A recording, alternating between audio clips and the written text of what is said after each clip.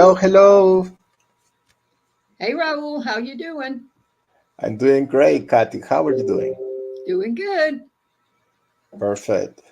So we are continue working in the personality types. Just a little bit disclaimer to the audience that are listening to us is that the intention of the personality types is not to judge anybody. This is not about judging anybody. It's about acknowledge that we have a little bit of everything and maybe we are dominant in one aspect of that personality, right? So that's one thing that I wanted to express. The other point is that the main objective of studying the personality types is to be able to communicate effectively. Someone that is, for example, individualistic, this is something that we are going to do right now, that we are going to develop with Kathy. It may be that if you understand what are the things that motivate him or her, you can use it in a way to really communicate effectively. But if you communicate to this person in a way that he's not going to be able to receive that communication, most likely you're going to get into a conflict. And those are the points that we need to sort of work, right? Because everybody has a little bit of everything. Um, so do you have anything to add to that comment, Kathy, before starting? Well, I'm reminded of a coworker, and I remember when we left the office one day, it was pouring down rain, and I quipped, "Gee, what a beautiful day," just being sarcastic. And she looked at me and she said, "But it's raining." So, what personality type would you think this person was who had no sense of humor whatsoever and could not understand that I was joking when I said it's a beautiful day? So then I had to learn how to work with her because I've worked with other people and we quipped back and forth and, we had a running banter. But with this woman, she took everything literally. So anytime I spoke with her, I had to be concise and to the point and stop anything else. She's a great worker as long as you knew how to work with her. So that's what we're trying to help people with. When you have different people that Yeah. you're interacting with, whether it's at work or whether it's family members, if you understand their personality type and you understand what you can do to like this person, it means a better relationship for you. Yeah. Oh, absolutely. To your question, and I asked this question to you, what personality do you think she was? I'd have to go back and look, wouldn't I? Because I don't have the different types memorized. What do you think? Well, go back to number That one. person, basically the person, the person, basically those persons that are like that are tend to be a perfectionist. Yeah. Uh, there are people that are just want to be everything to be perfect. Most likely, this person is methodic and is a perfectionist, right? If things are not within what they believe is perfection, they will just give you this kind of feedback, right? Mm-hmm. For the perfectionists, that's what they are strive to be, and obviously that day was not perfect, and and she didn't understand that you were sarcastic, right? So that's you see that's why all of those when we start understanding how the personality types are, that's very powerful because we know that you know It's not that, it's not even that that person doesn't have a sense of humor. Her humor maybe is different, right? Yeah. So that's a very interesting one. Well, it's really important because my partner Gary and I, he always accuses me of being a perfectionist.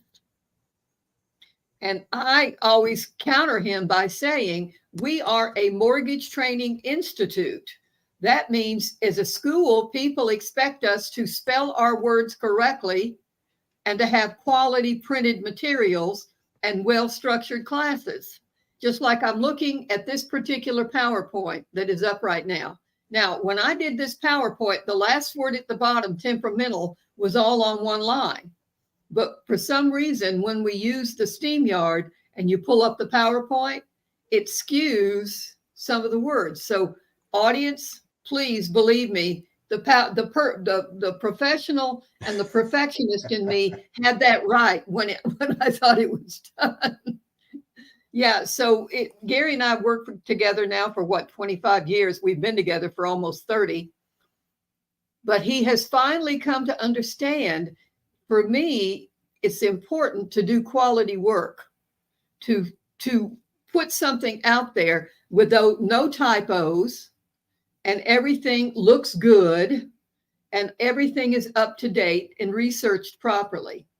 Because a lot of times he would say, I don't know what the big deal is. And I'd say, well, you ran off these case studies and they're crooked. Well, so what?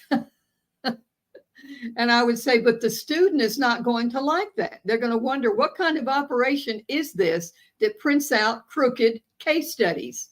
So, oh boy, here we go again. We got thrown off.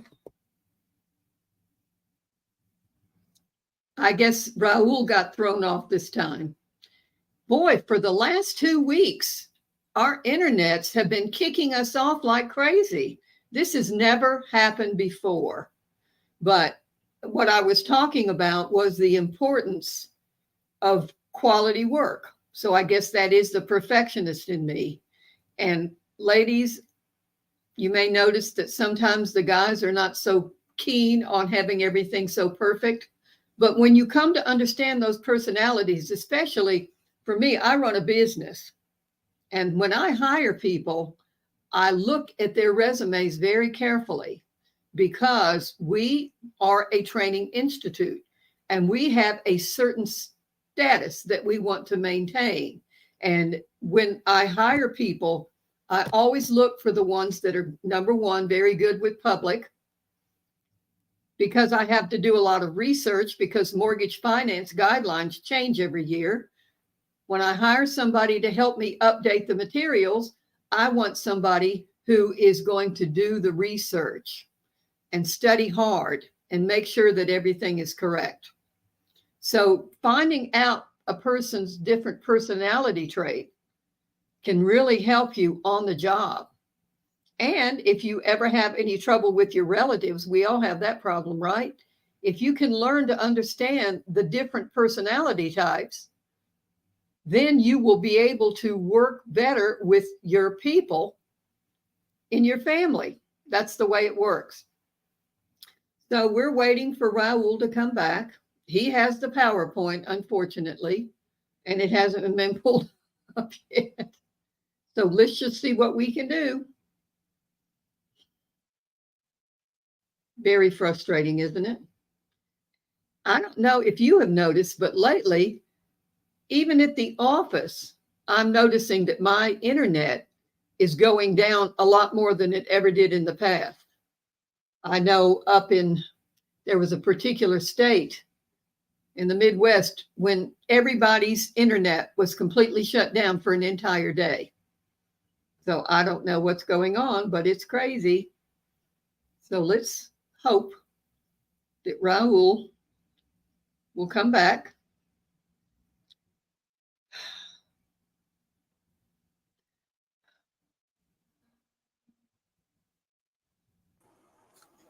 There you are.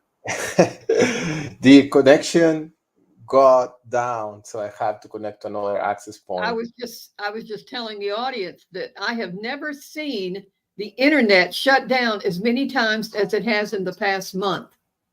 Oh no, Not there. only here at my house, but at my office also.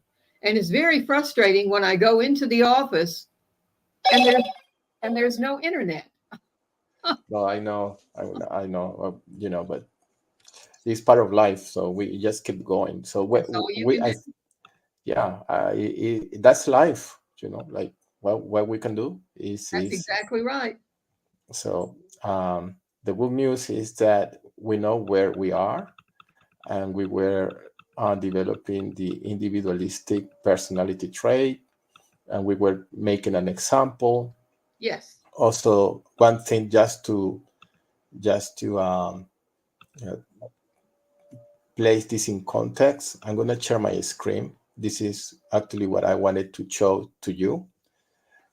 I don't know if you see a diamond here, a diamond shape. Uh-huh. Yeah. This diamond shape basically is in Spanish, but I will translate this to you. Uh, Basically, it's a diamond that shows all of the personality traits.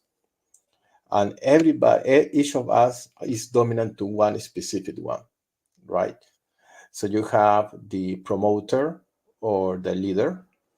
Then you have the methodic and the perfectionist. I'm going from left to right, by the way. Then you have the perseverant, tenacious. Then you What is have that one? What was that one?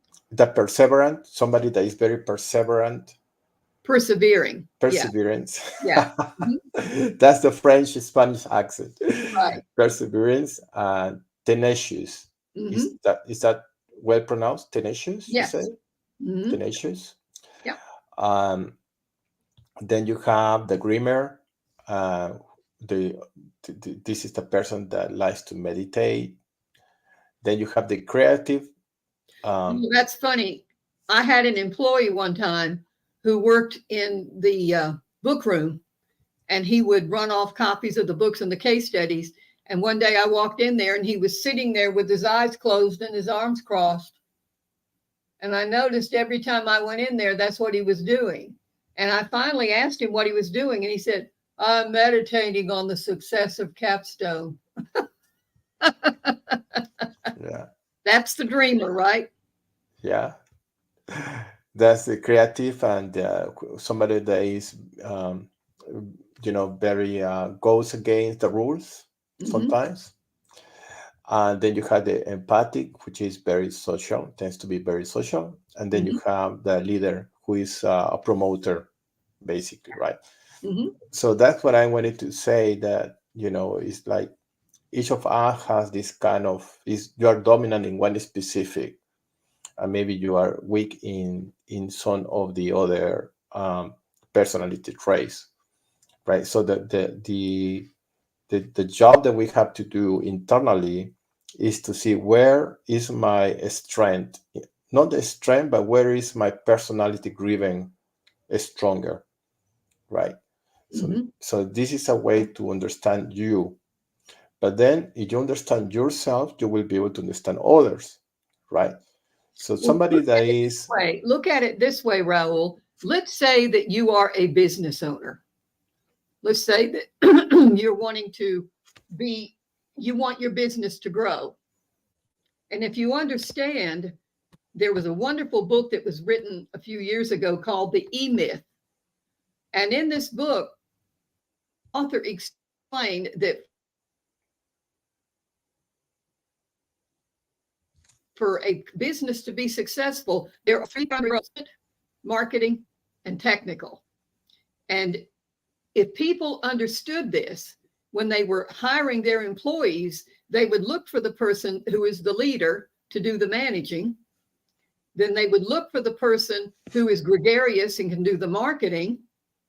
And then the person who is technical, who can ensure that all of the work that they are doing is top notch. And if you understood the different personality types, if you're getting your business up and running, those would be the three areas that you would want to concentrate on. So understanding personalities can make a huge difference in the success of your business. Yeah, I agree. Yeah, Mhm. and that's why you need to look for partners that complements you. Yes. Like me, I think my strength is communication, plays since tends to be very, very difficult into easy way to understand for others. Mhm. Sit just in the middle of the very big technical, because I can talk to a very sophisticated software developer, but at the same time I can talk to an executive or to someone that is that doesn't need to know all the details, but they would like to know the benefits, right? And so there is a translation between these two. But I am not good at organizing, Mhm. or I am good in creating things, but I am not good in making this. Well, it really depends, because I tend to do good PowerPoint presentations too, but it takes a lot of my time. Yeah. But when I do it nicely. Yes. But Yes. let's say that the order, uh, I am not so organized, but I have someone that is organizing the team charts, and Right. he is like the CFO of the company, because he tends to be very organized with the numbers, the budget, and all that stuff, right? And then I have a Grimmer, which is my other partner, where Grim speak is like amazing, right? So I think between the three, we sort of balance now, right? Because Well, I am. let me give you an example of my personality. I was an on-site sales agent for a major home builder many years ago, back in the 80s. And you think about real estate agents and what they have to do to get business. They literally have to go to neighborhoods and knock on doors. Here's my card. If you ever want to sell your house, please get in touch with me. I could never do that, Raul. There is no way that I could go door to door. There is no way that I could do cold calling. But I understood I'm a friendly person. And if you put me in that model home and people come to me, I sold more houses than any other person in the United States for that company. But if you had told me you got to go knock on doors, I would have been a horrible failure. So you need to understand it's okay to have some shortcomings if you know how to compensate. For me, it was to become an on site agent. I still made a lot of sales, but people came to me to the model home. You see what I'm saying? mm, yeah, I tend to be the same. I'm not good in calling, but I Yeah. am good when they come to me, Yes. and then I. So we find somebody to make the calls and set up the appointments. Mhm. And then we can make the talk and find out what their needs are and take care of them, right? Yep. Yeah, that's one of my skills. Yeah. Yep. Mhm. All right, we deviate a lot. I Okay. think, but I think it was needed, because this is not about lecturing. This is about sharing, and Yeah, within the sharing, people will find, oh, that's right. You that's know. right. So let's come back to what we have put Okay. together, So and let's. type 4 is called the individualist. Now, this person is the sensitive, withdrawn type. They're expressive, dramatic, very self absorbed, and very temperamental. They're self aware, sensitive, and reserved. They are emotionally honest, creative, and personal, but can also be moody and self conscious, withholding themselves from others due to feeling vulnerable and defective. They can also feel disdainful and exempt from ordinary ways of living. They typically have problems with melancholy, self indulgence, and self pity. At their best, they're inspired and highly creative. They are able to renew themselves and transform their experiences. Individualists maintain their identity by seeing themselves as fundamentally different from others. They feel that they are unlike other human beings and consequently that no one can understand them or love them adequately.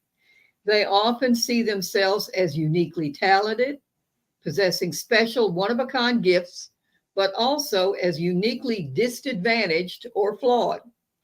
More than any other type, individuals are acutely aware of and focused on their personal differences and deficiencies. They constantly beat themselves up.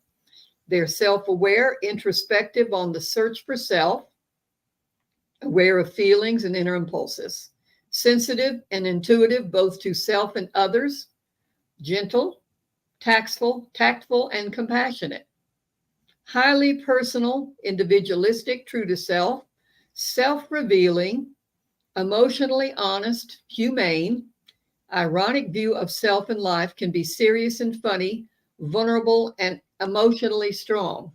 They would make great social workers, wouldn't they? Yeah.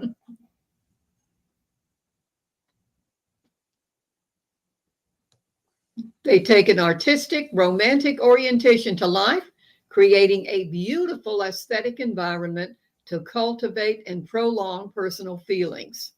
Heighten reality through fantasy, passionate feelings, and the imagination. To stay in touch with feelings, they interiorize everything, taking everything personally, but become self-absorbed and introverted, moody and hypersensitive, shy and self-conscious, unable to be spontaneous or to get out of themselves. They stay withdrawn to protect their self-image and to buy time to sort out their feelings. How do we appreciate individualists? Well, they can have both strengths and weaknesses. On the plus side, they tend to promote strong self-esteem, confidence, and self-sufficiency.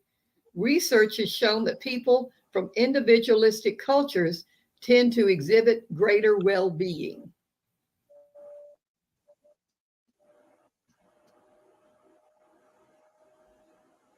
Next slide. However, individualists can also have downsides. They tend to experience greater stress, have less social support, and have less ability to get along in society. People from these cultures are not only less likely to help others, they are also less likely to ask for help when they need it. These are the ones who keep in their dark office on the computer all day. One of the best and most empowering traits of individualists is that they create other self-reliant people. Friends, partners, co-workers, and even random acquaintances who help us see how self-reliance is within our grasp. An individualist can act like a torch that helps ignite other torches in a dark cave. Their determination and can-do attitude helps light the torches of other passive people by showing them that they have a fire within as well if they'll just reach for it and change their mindset. Pretty interesting, huh? Okay, I think that's awesome, but let's put ourselves in a very nice challenge. And this is the challenge. So I show you the this diamond that we see here, right? So if we would like to define an individualistic person within this diamond, how we will identify the individualistic, what will be the dominant trait. So could we say that individualistic tends to be a leader, a promoter? Can we say that their strength is being a perfectionist or perseverant? Perseverance or a dreamer, creative, somebody that is very creative, empathic. Well, so we have that. I think you have an individualist can be very perseverant and tenacious. If you give them, they're like a dog with a bone. They want that bone. So if you give them a task to perform, you know that they're the one who's going to get the job done. They don't require a lot of supervision. As an individual, they take responsibility and they act on whatever it is that you want them to do. So I think if you are a company, especially with software companies, where you sit in front of a computer all day, you don't have to be very sociable, but this person is the one who would get the job done. What do you think? Yeah, I think it would be a combination of someone that is a perfectionist too. And also, Persevere. they're sociable. You know, it said that the individual was very emotionally social. You know, they had a lot of empathy for other people. So it probably would be a good idea for them to do some volunteer work. Actually, if you could get them to do some volunteer work, it would open them up to be more social. If they Yeah, can feel the yeah, pain, they totally. are working in something like a, you know, in a, let's say, an animal shelter, or you're working with kids, or you're working with other groups. You know, I was on the board of directors for communities and schools for quite a few years before I retired from that. And watching those kids in their teens going through their angst that all teenagers seem to go through, I think that would be a great place for them to work, because they can actually relate to what those teens are going through. To a great extent, they're still going through it today as an adult. And that could probably help them work with the teens. So that might be something good too. Yeah, so somebody is very individualistic. If they want to um, improve, so to speak, their social skills, soft skills, Mm-hmm. that may help. Great. I'm gonna stop sharing, and we continue on with now the investigator. Oh, yeah, I could use an investigator. In my job, doing research on federal mortgage related different guidelines that change every year, I could sure use an investigator, because sometimes finding those new rules is like pulling teeth. So the type 5 investigator, they're intense, cerebral type, perceptive, innovative, secretive, and isolated. Investigators are alert, insightful, and curious. They are able to concentrate on focus on developing complex ideas and skills. They are independent, innovative, and inventive. They can also become preoccupied with their thoughts and imaginary constructs. They become detached, yet high strung and intense. They typically have problems with eccentricity, nihilism, and isolation. At their best, they're visionary pioneers, often ahead of their time, and able to see the world in an entirely new way. So can you pronounce this eccentricity? Nihilism, nihilism, Nihilism. Okay. Nihilism, Nihilism. Okay. and Great. isolation. And I can't remember what it means. Actually, I was thinking of a TV program called NCIS Australia. And if you go back a slide, this there's a particular actress on that show who is the computer geek, and this fits her to a T. They are high strung and intense. And, you know, these people with the NCIS, they're always involved with shooting guns and going for the bad guys and everything. But they need this person to help them track down the bad guys. And nobody does it better than this girl on the NCIS Australia show. Perfect personality type. And of course, the boss is always having to say, calm down, it's going to be okay. They're investigators. They want to find out why things are the way they are. They want to understand how the world works. whether it's the cosmos, the microscopic world, the animal, vegetable, or mineral kingdoms, or the inner world of their imaginations.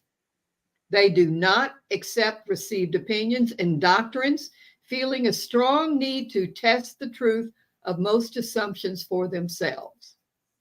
Great person to have on your staff, I can tell you, if you can calm them down. Yeah. So, how do you appreciate investigators?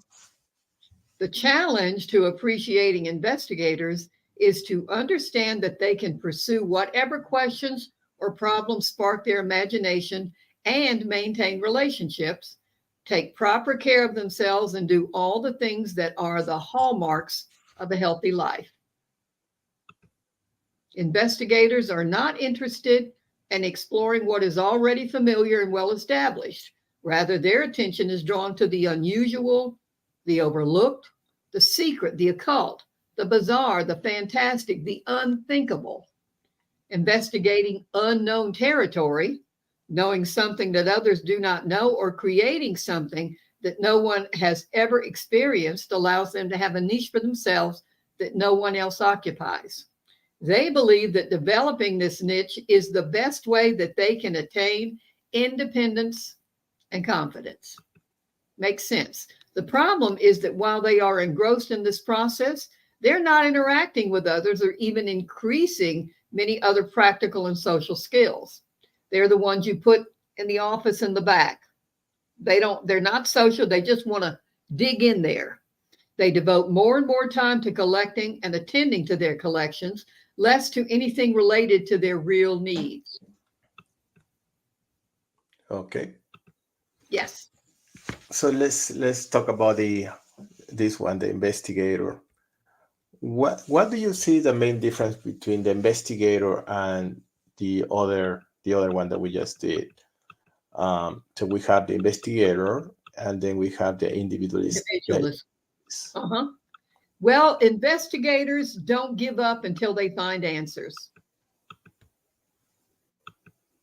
Yeah. That to me is the biggest difference. Individualists, they tend to be self-absorbed, and an investigator is going to dig until they get the answer. And like I said, I had an investigator on my staff that I love dearly because she could find out different, there's so many federal regulations relating to the mortgage business. It makes up the biggest portion of our training. It's like 200 pages in the manual just on Fed Reg. But this girl could find the updates when I couldn't. I mean, I'm no good at researching. I'm the first one to admit that. So having somebody on your staff to be the investigator, wow, what a plus they would be. And what will be the downsides of someone that has an investigator personality? Well, they don't play well with others. That is always a big problem. Like this woman who worked for me, she wanted to keep to herself, and it was like pulling teeth to get her to join in any of the office activities. But, I had really great people that interacted well, and we were a spiritually minded group. So they were able to bring this woman out of her shell. And would you like to know one of the things that one of my employees did to bring her out? They brought her a puppy. And do you know she still owns that puppy today? It's 20 years old. And wow. She still has that puppy. But getting her a puppy, one of my employees got that idea. And that completely changed her personality. But of course, we know why, because love is the most powerful force in the universe. So if you ever want to bring this particular person out of their shell, get them a puppy. Unconditional love. They don't have to perform for the puppy. They just give them a lot of love. That's it. That's very nice. That's very interesting. And you compare the traits, the challenges of that personality of the investigator versus the individualistic. So how you make a parallel. So We'll go back to the individualist. Let me look at some of the individualist comments again.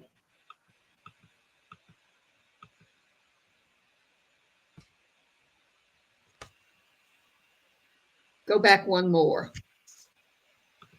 How to appreciate them. Well, they tend to promote strong self-esteem, confidence, and self-sufficiency.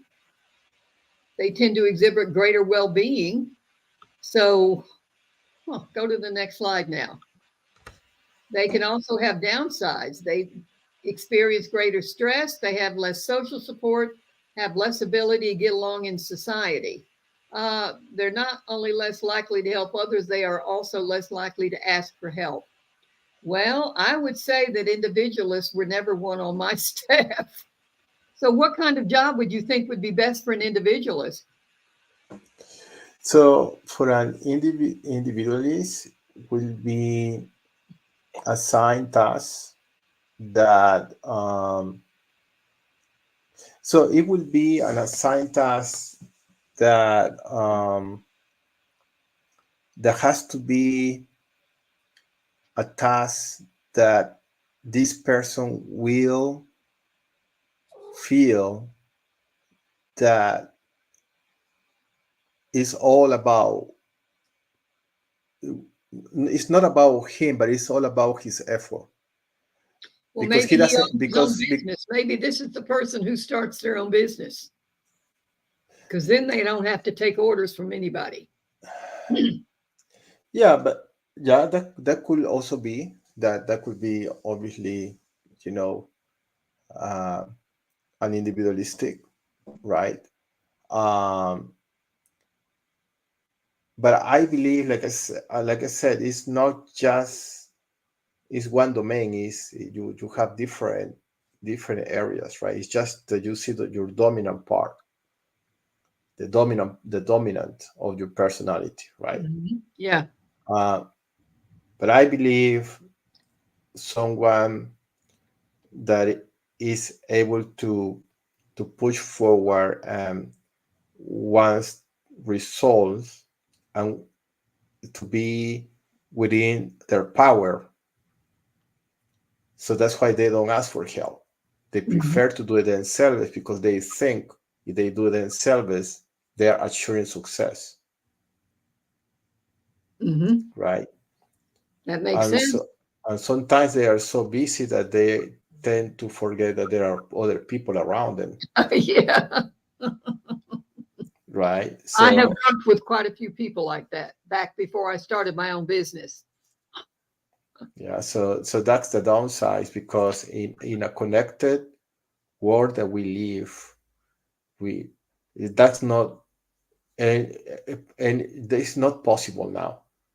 Maybe before, yes, but now we are connected and we need help, right? Is because we have so many domains of the business that is almost impossible that you will be able to know it all. So that means that for people that are individualistic, they need to get out of their comfort zone. And when you need help, you need to ask for help. Yeah. Sometimes individualistic sense that because you just tell once, hey, help me, that's it.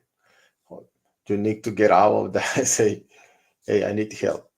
Remind that you need the help. And so I think that's one of the traits, that not being able to, that the downsides of the individualistic, right? Not able to express when they really need help in something and they try to keep it resolving themselves. And that's a downside. Mm-hmm. The good thing about individualistic is that they want the job done and they will do whatever it takes. And they most likely will try to avoid any help. See, it's not like one disqualifies the other. It's just to try to find the right balance so that you know what you should expect from somebody. I agree. Right. So with the investigator, obviously they are so focused in research, they are so focused in getting the answer, they isolate themselves, they try to get deep into getting the problem solved. I think they are sort of problem solver kind of personas. Yeah. They want to Um, know what makes things tick. yeah, yeah, they're not going to stop until they get to the bottom of of the of the answer. Yeah. The risk with that is that while they are doing that, they are maybe losing some time Hmm. because sometimes things needs to be very practical. You need to get deep down. So I will put like you asked me how you will put your personal. I think an individualist could be a very good salesperson, and then the investigator could be a very good in R&D, in research and development in a company. Absolutely. Um, Sure was helpful in my company. yeah, so I think that is what I will take. You know, if I have to take this in my company, and I see that I see different personalities. Um, the way is how you communicate so that you keep everybody engaged. That's the trick. So that's why we Yeah. are studying this, and that's why I love this. You know, I keep coming with this diamond because I was so amused when I start like understanding, you know, what this is another way of reading, you know, the leader and the promoter, the methodology and perfectionist, Hmm. um, the tenacious and how you say it, Perseverance. perseverant, perseverance, Yeah. perseverance. I tend to pronounce that because I have this French still thing on my accent with the Spanish one, and it's just perseverance. And the dreamer and the meditative, the creative, and I don't know how to translate rebelde. Rebel could be right. Um, gonna, gonna put Google Translate on that one. Uh, Empathetic, social. So I think maybe what I would like to do when we finish those, because basically we are taking an angle from the Enneagrams, right? Institute, Hmm. but this was developed by us a Spanish uh, um, psychologist that also do business coaching. His name is Alex Rubira. Hmm. Uh, I was, you know, listening to his presentation, and I really was very impressed. So maybe I'm gonna share this with you, and maybe we can do some closed captioning so that we know we have the English version. Hmm. We develop and then we share this because I think that will be very complementary to what we are developing with this, and I think it brings a lot of value as well, having another Just angle. just going through the presentation, the PowerPoint presentation, has opened me up to observing people and my everyday business. When I go to work or when I'm walking down the hall or when I'm greeting people in the building or anything, I'm always wondering now what type personality would I call them? And I think that it's very helpful if we understand the different personality types. It Yeah, makes for, I think that yeah, I think what we need to do is to match the personality type with this diamond, so we understand. Oh, is the investigator more meditative, more leader, more like, so if we sort of cross reference well, this, they're tenacious and they persevere. That's what an investigator does. yeah, They would be the perseverant and the tenacious one. yeah, most likely. But the perseverance and the tenacious has some other traits that we will develop. Alex developed those. Like Mhm. they go to church, for instance, they meditate, it's very interesting. I want to share it to you so that you can you you have this closed captioning that translate between English to Spanish or Mhm. Spanish to English. I was like very amused. It's like it clicked to me like that. So Mhm. yeah. Okay. Well, I think we reached our time. Um, I just want to thank everybody that will eventually listen to this podcast. As you see, when we are developing those lectures, it's not a lecture. We are just sharing, you know, talking, developing, and we are learning actually. I am very appreciative because we every time I am with Kathy, I am learning because we ask questions and we start like interchanging ideas and it just enrich the knowledge Mhm. because we come from different angles and we are different generations, but what it really ties together is our spiritual bonding, Mhm. and so that's the glue.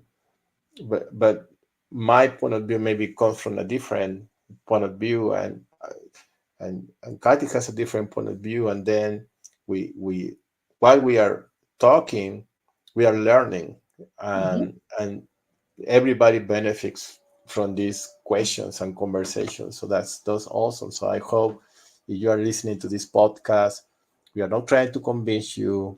We are not saying we are the masters of the universe.